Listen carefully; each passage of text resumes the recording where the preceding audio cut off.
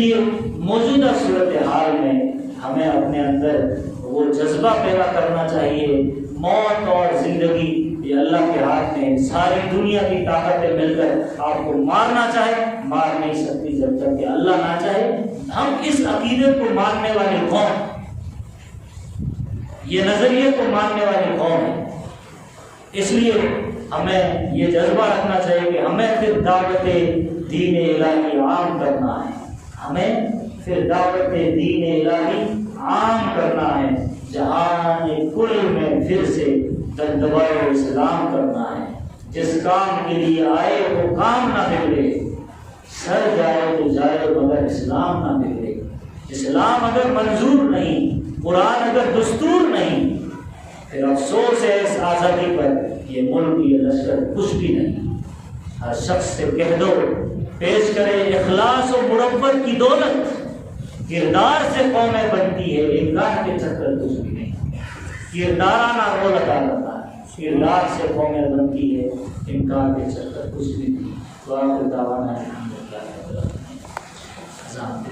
الحمد للہ نحمده ونستعینه ونستغفره ونؤمن به ونتوکل علیہ ونعوذ باللہ من شرور انفسنا ومن سیئات اعمالنا من يهده الله فلا مضل له ومن يضلل فلا هادي له ونشهد ان لا اله الا الله وحده لا شريك له ونشهد ان سيدنا ومولانا محمدا عبده ورسوله اعوذ بالله من الشيطان الرجيم بسم الله الرحمن الرحيم الذين استجابوا لله والرسول من بعد ما أصابهم القرح للذين أحسنوا منهم واتقوا أجر عظيم۔ محترم بزرگوں، عزیز نوجوانوں، قرآن کریم کی جو آیت میں نے آپ کے سامنے تلاوت کی، اس میں اللہ تبارک و تعالیٰ نے موجودہ حالات میں امت مسلمہ کو کیا کرنا ہے وہ بیان کیا۔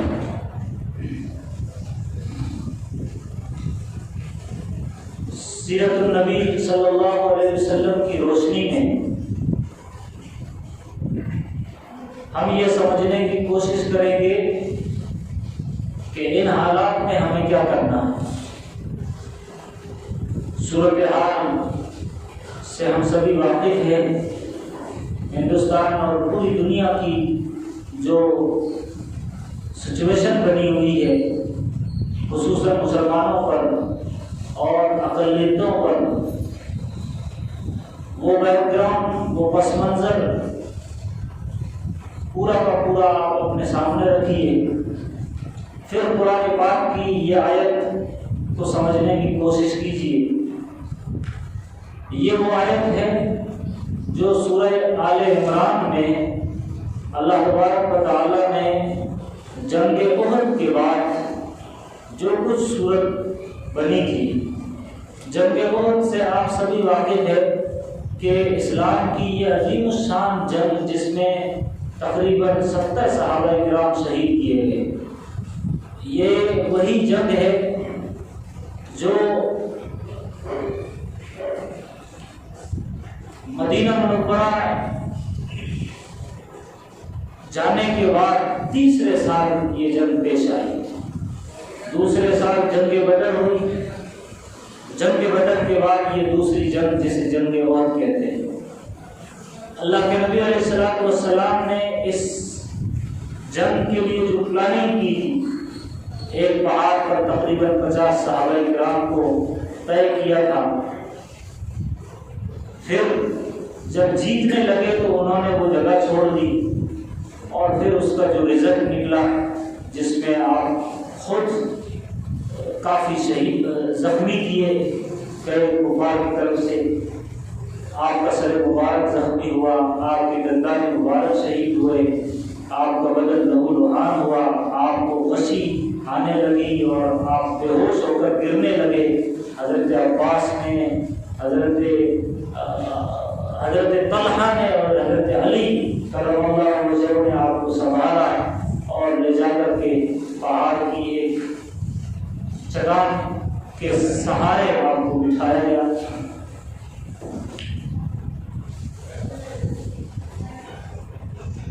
یہ کیوں ہاری جنگ یا اس کا نقشہ کیوں بدل گیا؟ جو پہلے جیت رہے تھے پھر شکست میں تبدیل ہو گئی، یا یوں کہیے کہ شکست نہیں دی تو برابری میں کوئی اس کا رزلٹ نہیں نکلا۔ تو ہر جنگ کے بعد اللہ کا نبی اور اللہ چاہتے تھے کہ مسلمان جائزہ لے کہ کیا کھویا ہے، کیا پایا ہے، کیا کیا غلطیاں ہو گئی، کیا ترتیب کرنی تھی، کیا نہیں کر سکے۔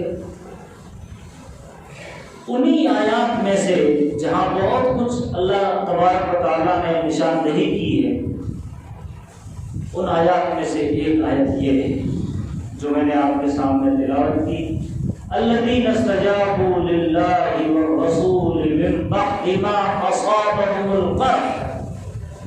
قرح زخمی کو کہتے ہیں، زخم کو۔ اس جنگ میں چونکہ صحابہ کرام پوری طرح زخمی ہو گئے تھے، اب زخمی صحابہ کرام کو اللہ کیا میسج دے رہے کہ تم نے کرنا کیا ہے، اس حالات سے ابھرنا کیسے ہے؟ یا شکست خوردہ ہو کر، یا ہمت ہار کر پیچھے ہٹ جانا ہے، یا آگے بڑھ کر مقابلہ کرنا ہے، تو کس طرح کرنا ہے؟ یہی وہ جنگ ہے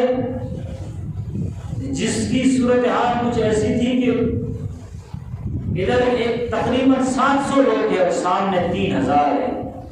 آپ اقلیت میں ہیں، سامنے والا گروپ اکثریت میں ہے۔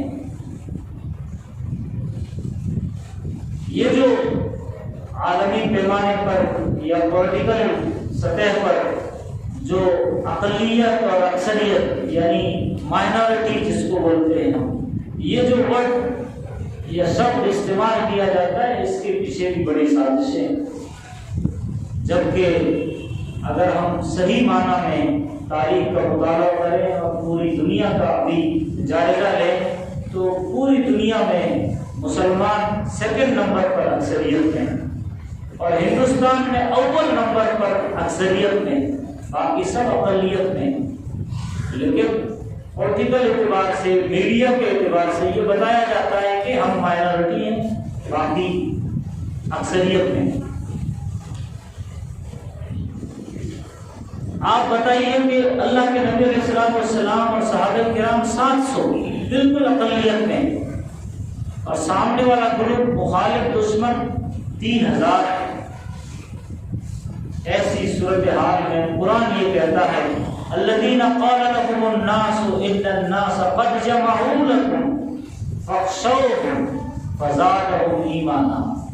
قرآن کی یہ آیت کریمہ اسی سورہ آل عمران میں، یہ آل عمران کی آیت، ایک آیت میں نے پہلے پڑھی، ایک آیت یہ، یعنی صورتحال کچھ ایسی تھی کہ سارے لوگ تمہارے خلاف جمع ہوں گے۔ اس آیت میں یہ کہا جا رہا ہے سارے لوگ تمہارے خلاف جمع ہو رہے ہیں، پلاننگ کر رہے ہیں، تمہیں ایک ہی پل میں ختم کرنے کی کوششیں جاری ہے۔ الذین قال لهم الناس، لوگ کہہ رہے ہیں ان الناس قد جمعوا لكم، سارے لوگ، ان الناس مطلق کہا جا رہا ہے، سارے لوگ تمہارے خلاف جمع ہو چکے ہیں۔ اب آپ دیکھیے میڈیا کے سطح پر، سوشل میڈیا کی سطح پر، پولیٹیکل سطح پر آپ اندازہ لگائیں گے تو ایک NRC، CAA، پھر اس کے بعد کسان آندولن، اور پھر اس کے بعد مذہب کے نام پر یا ذرا سا کوئی دلی کا فساد ہوا، ہر موقع پر، جیسے ابھی امراوتی میں ہوا، اورنگ آباد میں ہوا، اس کے بعد کیا کہا جاتا ہے، کیا صورتحال بنائی جاتی ہے۔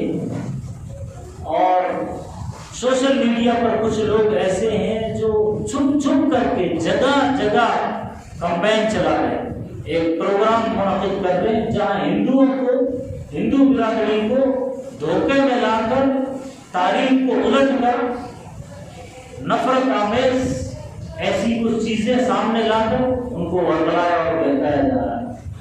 مسلسل کوشش جاری ہے پچھلے 3-4 سال سے اور زیادہ ہے۔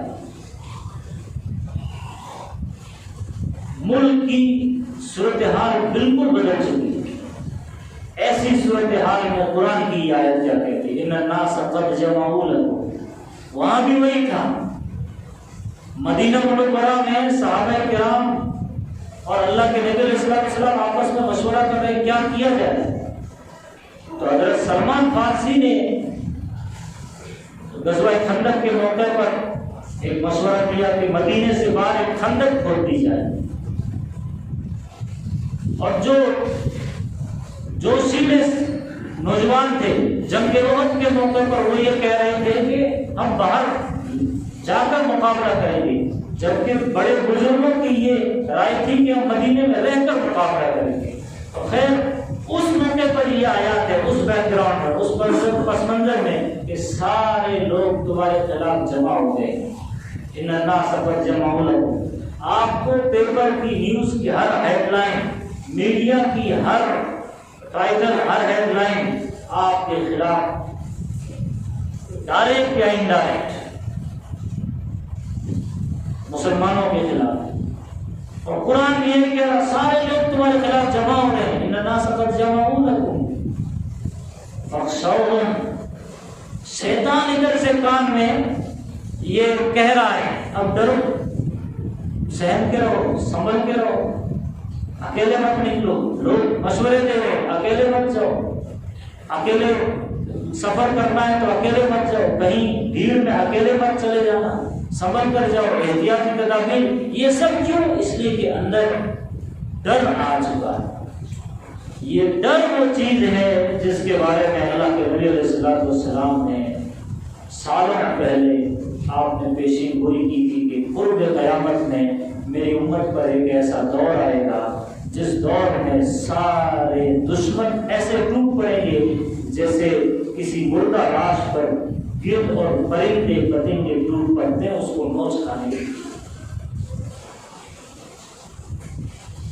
پہلے در پہ مصیبتوں پر مصیبتیں۔ اللہ کے نبی نے اس زمانے میں کہا تھا تو صحابہ کرام نے پوچھا کہ ایسا کیوں ہوگا، ایسا کیوں ہوگا؟ تو نبی نے صرف ایک وجہ بتائی، وہ یہ کہ ان میں وہن آ جائے گا۔ وہن کہتے ہیں بزدلی کو، وہن کو، اور اگر ہم وسیع قرآن حدیث کو سامنے رکھتے ہوئے سمجھنے کی کوشش کریں تو میں اس کو 2 لفظوں میں سمجھوں گا، مال کی محبت اور موت سے نفرت۔ اس کو کہتے ہیں وہن۔ انسان کو ڈر لگا ہوا ہے مال کا، اپنی جان کا، اپنے گھر کا، اپنی بیوی بچوں کا، اپنے کاروبار کا، اپنے بزنس کا، اپنی نوکری کا، کہ یہ ضائع نہ ہو جائے، اس کی محبت ہے۔ اور موت سے جی کتراتا ہے، موت سے گھبراتا ہے، موت کو ناپسند کرتا ہے اور مال سے محبت کرتا ہے۔ اس زمانے میں الٹا تھا، وہن نہیں تھا، مال کی محبت نہیں تھی، یعنی کرنا ہے، اس کے لیے محنتیں کرنا ہے، اس کے لیے قربانیاں دینا ہے، جتنا زیادہ ہو کمانے کی کوشش کرنا ہے۔ مسلمان نے اپنے اندر یہ جذبہ رکھنا چاہیے کہ میں زکوٰۃ دینے والا بنوں، زکوٰۃ لینے والا نہ بنوں، یہ جذبہ رہنا چاہیے۔ اور زکوٰۃ دینے والا کب بنے گا؟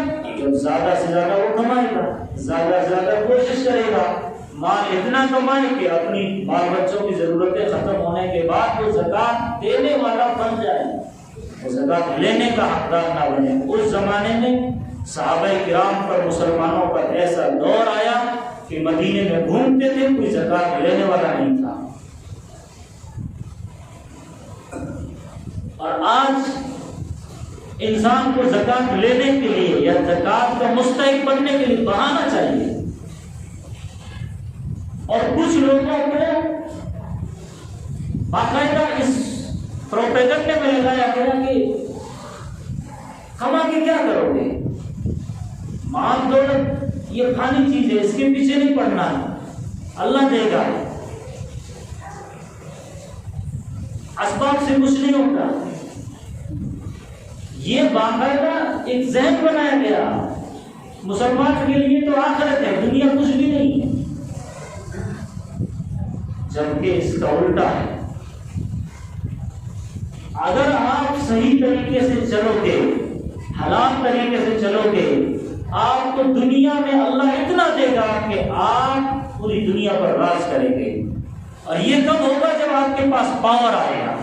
پاور ہر اعتبار کا پاور، مال کا پاور، حکومت کا پاور، اقتدار کا پاور، طاقت کا پاور، ہر اعتبار کا۔ اس کو کہا گیا کہ اس کی کوشش کیجیے، وَأَعِدُّوا لَهُم مَّا اسْتَطَعْتُم مِّن قُوَّةٍ وَمِن رِّبَاطِ الْخَيْلِ۔ یہ کیا ہے؟ یہ مال و دولت، طاقت جمع کرنے کے لیے اللہ کہہ رہا ہے۔ نہیں، ہمیں آخرت میں چاہیے، دنیا میں یہاں فقیر بن کے رہنا ہے، میلے کچیلے کپڑے رکھنا ہے، اسی کو ولی سمجھتے ہیں۔ ہمارے ذہنوں میں ولی کا کوئی تصور ہے یا ولیہ نقشہ ہے تو کچھ ایسا ہے کہ جو میلا کچیلا ہو، جس کی پٹی پر، جسم پر، آستین پر میل جمی ہو، اور کئی دن سے نہایا نہ ہو، بڑی سی داڑھی ہو، بڑی سی پگڑی ہو، بڑی سی جبہ ہو، امامہ ہو، ہاتھ میں تسبیح ہو اور اللہ اللہ کر رہا ہو، اور پاس میں کچھ بھی نہ ہو، فقیرانہ ہے یہ، اسی کو ولی سمجھتے ہیں۔ ولی کیسے تھے صحابہ کرام؟ حضرت عثمان غنی رضی اللہ تعالیٰ عنہ ولی تھے۔ آپ کے اونٹوں کا ایک سرا مدینے میں ہے تو دوسرا سرا بغداد میں، اتنا لمبا چوڑا قافلہ۔ حضرت عبد الرحمن ابن عوف جب انتقال کر کے دنیا سے جا رہے تھے تو ترکے میں، ورثے میں جو مال تقسیم ہوا، 4 بیویاں تھیں، ایک ہزار اونٹ تقسیم کیے، تقریباً 400 بکریاں تقسیم کی گئی، تقریباً 200 یا 300 کے آس پاس گھوڑے تقسیم ہوئے۔ یہ ہے ولی۔ لیکن وہ ولی ایسا ہو کہ رجال اللہ تلہیہم تجارت ولا بیع عن ذکر اللہ، یہ تجارت، یہ بزنس، یہ مال، یہ دنیا کی بھاگم بھاگی، یہ آپ کو اللہ کی یاد سے غافل نہ کر دے۔ یہ ہے حقیقی تصور۔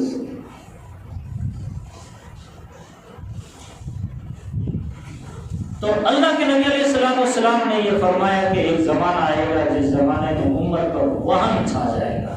وہن کہتے ہیں مال کی محبت اور موت سے ڈر۔ جبکہ قرآن میں یہ کہا گیا ان اللہ اشتری من المؤمنین انفسهم واموالهم بان لهم الجنہ، ایمان والا جنت کے بدلے اپنا سب کچھ قربان کر چکا اللہ کے نام پر۔ ایمان والے کے ہاتھ، دونوں ہاتھوں میں لگتے رہنا چاہیے جب تک زندہ ہے، ترقی کے ساتھ، خوشحالی کے ساتھ، موت مزے کے ساتھ اللہ کو یاد کرتے ہوئے جیے، اور جب مرے تو ڈائریکٹ اس کے ہاتھ میں شہادت ہو یا جنت ہو۔ یہ منظر ہے، قرآن نے یہ سمجھایا۔ مال کی محبت اور موت سے نفرت جس دن امت میں آ گئی، لوگ آپ پر ایسے ٹوٹیں گے اور آپ کو کھانے کی کوشش کریں گے جیسے گدھ کھاتا ہے اس مردہ لاش کو جو جنگل میں پڑی۔ ان الناس قد جمعوا لكم فاخشوهم، ڈرو۔ صحابہ کرام کو بھی یہ کہا جا رہا تھا، بنو قریظہ، بنو قینقاع، بنو نذیر، اوس اور خزرج کے کچھ لوگ، کچھ منافق لوگ، مکے کے قریش اور ادھر مدینے کے یہ 3 قبیلے سب جمع ہو رہے ہیں تمہارے خلاف اور اللہ بولنے والے، ڈرو۔ اس وقت صحابہ کے لیے سورت کی قرآن یہ کہتا ہے فزادہم ایمانا، فزادہم ایمانا۔ یہ صورتحال دیکھ کر ان کا ایمان بڑھ رہا تھا، ادھر ایمان کا پارا نیچے نہیں جا رہا تھا، اوپر جا رہا تھا۔ فزادہم ایمانا وقالوا، ان کی زبانوں پر یہ تھا حسبنا اللہ، ہمیں اللہ کافی ہے، ونعم الوکیل، ہمارا مولا وکیل اللہ ہے، حسبنا اللہ ونعم الوکیل۔ اور یہاں الٹا ہے، ڈرو، اللہ نہ کرو، اندر بیٹھ کے ذکر کرو، اندر بیٹھ کے تسبیح پڑھو، صبر کرو، چارپائی کے نیچے گھس جاؤ، کرسی کے نیچے گھس جاؤ، مسجد کا کونا پکڑ لو، اپنے گھر کا روم دروازہ بند کر لو، آزو بازو والوں کو پوچھنا نہیں، کسی پر مصیبت آئے تو اس میں پڑنا نہیں، خاموخواہ مصیبت میں گر جاؤ گے، دنیا کیا کر رہی، مرے تو اپنا دیکھو۔ ہم کو یہ سمجھایا گیا یا ہم نے یہ سمجھا، اس کو کہتے ہیں وہن۔ جب ایسا ہوگا تو اللہ کے نبی نے فرمایا ساری قومیں تمہارے اوپر ٹوٹ پڑے گی، اور جس دن تمہارے سامنے وہ جذبہ ہوگا جو جذبہ ربیع بن عامر رضی اللہ تعالیٰ عنہ کا تھا، ایک گمنام صحابی، تاریخ میں کوئی نام نہیں ملتا، کوئی حدیث اس صحابی سے منقول نہیں ہے، ربیع بن عامر رضی اللہ تعالیٰ عنہ، گمنام صحابی، لیکن ان کا ایک ملاقات جو رستم سے ہوئی تھی، ایران کے بادشاہ سے رستم سے جو ملاقات ہوئی، جو وہ محل میں گئے جس جذبے کے ساتھ، جس نڈر پنے کے ساتھ، جس بے باکی کے ساتھ حق کی صدا پہنچانے کے لیے، اللہ کی بات سمجھانے کے لیے گدھے پر سوار ہے اور پاس میں کچھ بھی نہیں ہے، ننگی تلوار ہے، نیام بھی نہیں ہے رکھنے کے لیے، اور وہ تلوار گھسیٹتے ہوئے ان کا جو قالین ہے اس پر رگڑتے ہوئے جا رہے، لوگ دنگ ہے کہ کون ہے؟ بادشاہ سمجھا کہ کوئی فقیر آیا ہے مانگنے کے لیے، 2-4 روپے دیں گے، درہم دینار دیں گے، نکل جائے گا۔ لیکن ربیع بن عامر کو جب پوچھا کہ کیوں آئے ہو، کس غرض سے یہاں آئے ہو، آپ کی غرض پوری کی جائے گی، دربار اور بادشاہ سب حیران ہے کہ ربیع بن عامر کا اللہ ابتعثنا، میرے رب نے مجھے بھیجا ہے، یہ نہیں کہا میرے امیر نے بھیجا، جب ملاقات کر کے آ جاؤ، ذرا تشکیل کر کے آ جاؤ، اللہ نے بھیجا ہے، میں اللہ کا نمائندہ بن کے آیا ہوں، بھیجنے والا اللہ ہے۔ اللہ ابتعثنا، کیوں بھیجا ہے؟ لنخرج من شاء من عبادت العباد الى عبادت اللہ وحدہ، اس لیے بھیجا ہے کہ جو لوگ لوگوں کی غلامی کر رہے ہیں ان کو اس غلامی سے نکال کر خدا کا غلام بنا دیا جائے۔ ومن زیب الدنیا الى ساعتها، لوگ جو تنگیوں میں پڑے ہوئے ہیں، الگ الگ مذہبوں کی تنگیاں اور تنگیاں ہیں، ان کو ان دھرموں کی تنگیوں سے نکال کر اسلام کی وسعت میں لا کر کھڑا کر دیں۔ ومن جور الادیان الى عدل الاسلام، جو دوسرے دھرموں میں ان پر ظلم ہو رہا ہے وہاں سے نکال کر اسلام کے دین میں جہاں انصاف ہوتا ہے وہاں لا کر کھڑا کر دیا جائے، اس لیے آیا۔ یہ جب جذبہ ہوگا، یہ جب بے باکی ہوگی، مسلمان ڈرے گا نہیں، مسلمان گھبرائے گا نہیں، زخم کھا جائے، جو میں نے شروع میں آیت پڑھی، الذین استجابوا للہ والرسول من بعد ما اصابهم القرح، زخم لگ جائے، آپ نگاہ لے بدن سے، لیکن آپ وہی کریں جو اللہ اور اللہ کا رسول چاہتا ہے۔ الذین استجابوا للہ والرسول، جو اللہ اور اللہ کے رسول کی پکار پر لبیک کہتے ہیں، من بعد ما اصابهم القرح، اس کے بعد کہ ان کو زخم لگ چکے ہیں۔ للذین احسنوا منہم واتقوا، یہ وہ لوگ ہیں جو ہر کام بڑے پلاننگ اور بحسن خوبی انجام دیتے ہیں اور اللہ سے ڈرتے بھی ہیں، اجر عظیم، ایسے لوگوں کے لیے بڑا اجر ہے۔ یہ وہ آیت ہے جو شروع میں پڑھی۔ اس لیے موجودہ صورتحال میں ہمیں اپنے اندر وہ جذبہ پیدا کرنا چاہیے، موت اور زندگی یہ اللہ کے ہاتھ میں، ساری دنیا کی طاقتیں مل کر آپ کو مارنا چاہے مار نہیں سکتی جب تک کہ اللہ نہ چاہے۔